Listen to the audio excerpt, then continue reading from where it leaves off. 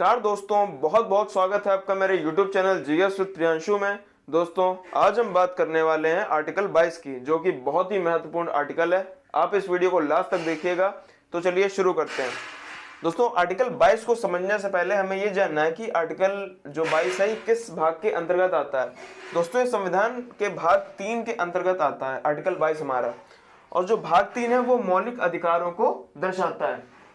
अब इसके अंतर्गत कितने आर्टिकल्स आते हैं दोस्तों? 12 से लेकर 35 तक आते हैं। मैंने अपनी पहली वीडियो में भी आर्टिकल 19, 20, 21 और 21A के बारे में पूर्णतः जानकारी दी है। आप चाहें तो डिस्क्रिप्शन बॉक्स में लिंक पड़ा है, आप देख सकते हैं वीडियो।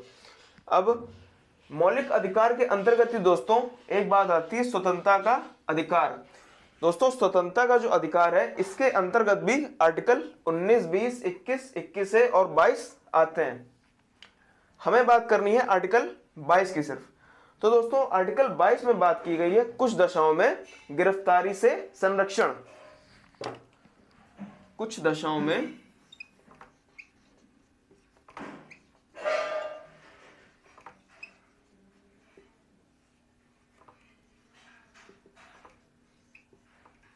गिरफ्तारी से संरक्षण।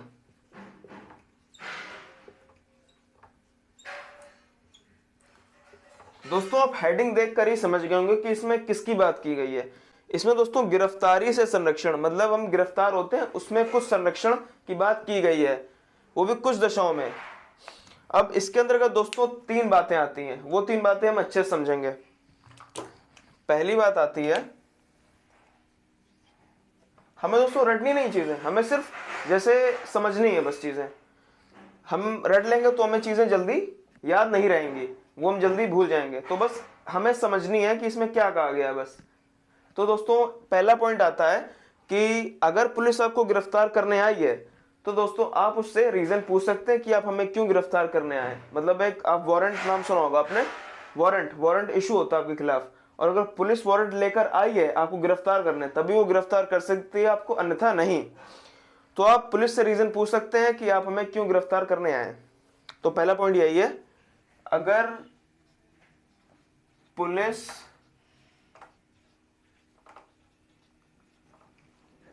गिरफ्तार करने आई है तो आप कारण पूछ सकते हैं।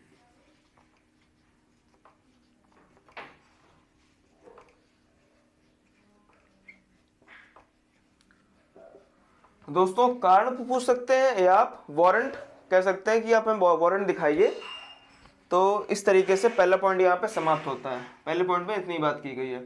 अब दूसरे पॉइंट में बात आती है, पुलिस आपको 24 घंटे के अंतर्गत मजिस्ट्रेट के सामने पेश करेगी। 24 घंटे में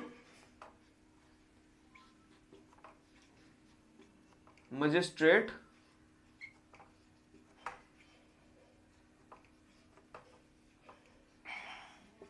के सामने पेशी।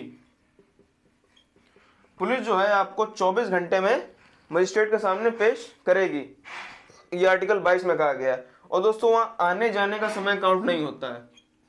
आपका जो आने जाने का समय, ये एक अपवाद यहाँ पे ये है कि आने जाने का समय जो है वो काउंट नहीं होगा, नहीं जोड़ा जाएगा।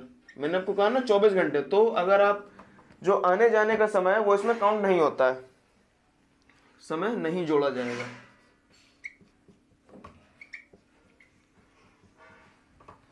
ठीक है, 2 पॉइंट हमारे ये हो गए।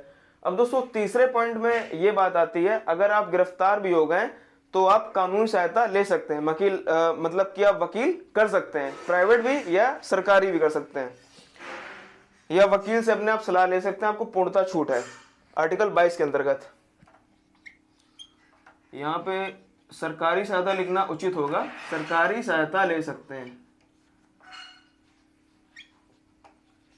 सरकारी सहायता दोस्तों यही है कि आप वकील कर सकते हैं अपना, या सरकारी, या उससे सलाह ले सकते हैं, वकील से सरकारी सहायता ले सकते हैं।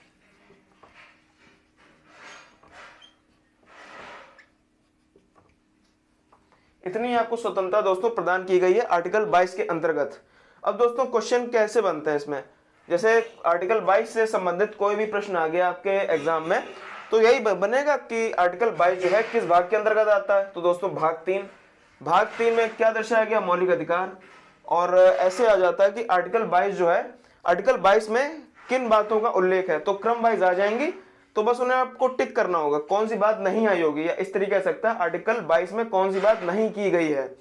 तो ये 3 आ जाएंगे और चौथा ऑप्शन कोई और आ जाएगा, तो वहां पे आपको उसको टिक करना है। बाकी ये 3 बातें कही गई सिर्फ आर्टिकल 22 में।